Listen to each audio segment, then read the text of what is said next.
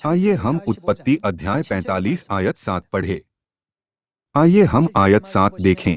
इसलिए परमेश्वर ने मुझे तुम्हारे आगे इसीलिए भेजा कि तुम पृथ्वी पर जीवित रहो और तुम्हारे प्राणों के बचने से तुम्हारा वंश बढ़े।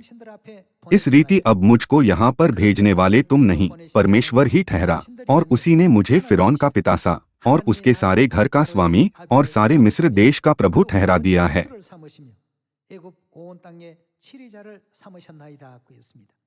यह वह दृश्य है जब यूसुफ ने अपने भाइयों को बताया कि वह उनका भाई यूसुफ है जिसे मिस्र देश में बेच दिया गया था।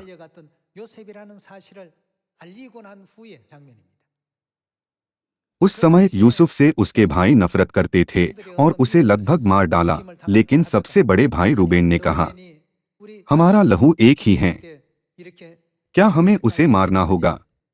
इस प्रकार यूसुफ को एक दास के रूप में मिस्र में बेच दिया गया था। मिस्र में उसने पोतीपर के घर में मेहनत से काम किया, लेकिन उसे एक झूठी साजिश के द्वारा जेल में डाल दिया गया क्योंकि वह पोतीपर की पत्नी के प्रलोभन में नहीं गिरा। बहुत कठिनाइयों से गुजरने के बाद वह मिस्र का शासक बना।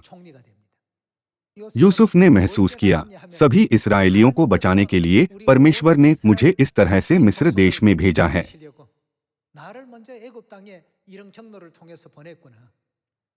उसके भाई उससे नफरत करते थे, उसे पोतीपर के घर बेच दिया गया।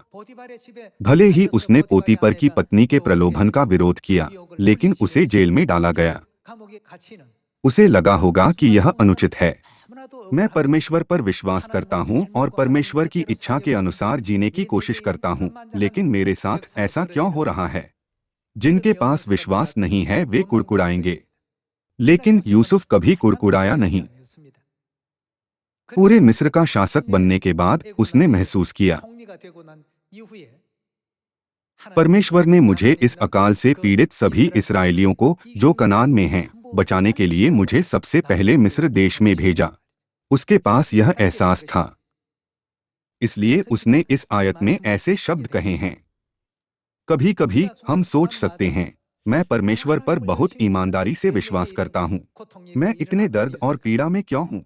हो सकता है कि हम उस क्षण में न समझें, लेकिन बाद में हम महसूस कर सकते हैं कि परमेश्वर की बड़ी तस्वीर है।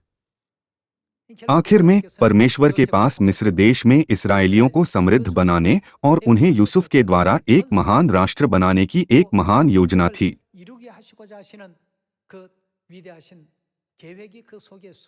बाद में यूसुफ को इसका एहसास हुआ, इसलिए वह अब अपने भाइयों से नफरत नहीं करता था और भाइयों ने भी राहत महसूस की।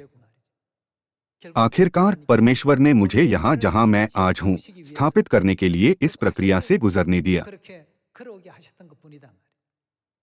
सभी लोगों शायद अब हम न समझें, लेकिन बाद में हम परमेश्वर के महान प्रयोजन को समझेंगे।